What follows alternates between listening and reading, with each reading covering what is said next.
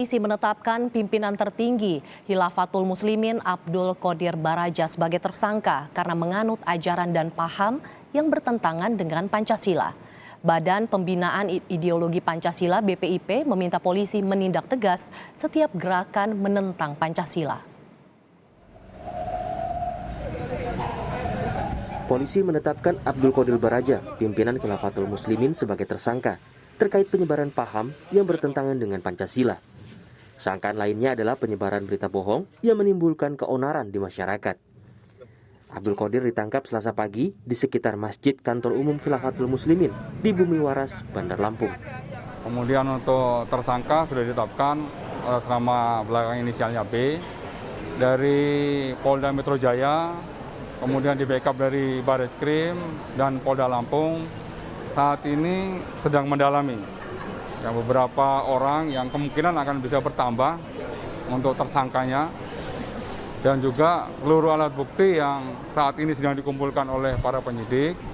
Ya, tentunya nanti akan dilakukan asesmen, baru akan dikembangkan. Ya, selain tadi Dirkrim Susnya menyampaikan ada beberapa pasal-pasal yang dipersangkakan, baik Undang-Undang Ormas, kemudian Undang-Undang ITE terkait Said Akil Siroj, anggota Dewan Pengarah Badan Pembinaan Ideologi Pancasila atau BPIP, meminta polisi menindak tegas setiap gerakan menentang Pancasila. Mantan Ketua Umum Nahdlatul Ulama ini menegaskan, tidak boleh ada ideologi yang bertentangan dengan Pancasila. Ya, aparat lah ya, harus bertindak tegas.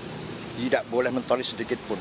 Karena walaupun organisasinya sudah dilarang, dibubarkan, ideologinya masih. Itu yang harus kita waspada, ideologinya masih. Tak hanya pimpinan tertinggi Khilafatul Muslimin, polisi juga menetapkan 3 orang jadi tersangka pasca konvoi kelompok Khilafatul Muslimin di Brebes, Jawa Tengah. 3 orang tersangka konvoi adalah pimpinan cabang, pimpinan ranting, dan korlap jemaah Khilafatul Muslimin. Organisasi Khilafatul Muslimin diketahui sudah ada sejak tahun 1997. Namun baru kali ini, polisi mengambil langkah tegas. Dalam Sapa Indonesia pagi tadi, Ridwan Habib, pengamat intelijen dan terorisme, menilai pendekatan pemerintah selama ini cenderung lunak. Kami sih meyakini ada pendekatan dialogis lah oleh aparat-aparat keamanan. Kebetulan saya juga pernah melakukan penelitian tentang organisasi ini sebelum pandemi ya.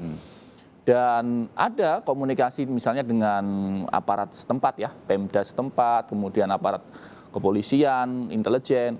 Akan tetapi barangkali ya saat itu arah penanganannya lunak, soft approach dulu. Kalau bisa disadarkan, barangkali seperti itu ya. Nah, lalu kemudian ketika kemarin ada konvoi, lalu viral, banyak politisi berkomentar, Kiai Said BPIP menyampaikan pendapat yang tegas, lalu kemudian polisi mengambil langkah hard approach dengan penangkapan ini.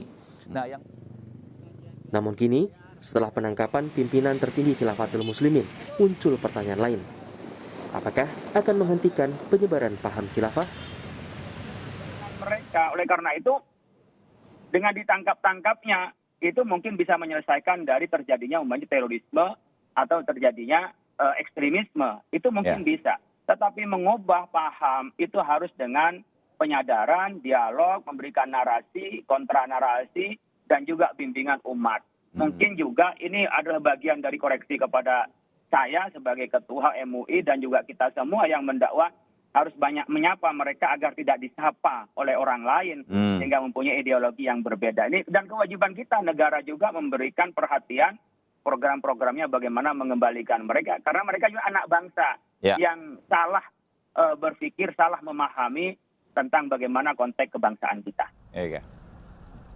Pasca penetapan tersangka Abdul Qodir Baraja dan 3 orang di Brebes, penyidikan kini tengah dikembangkan kepolisian.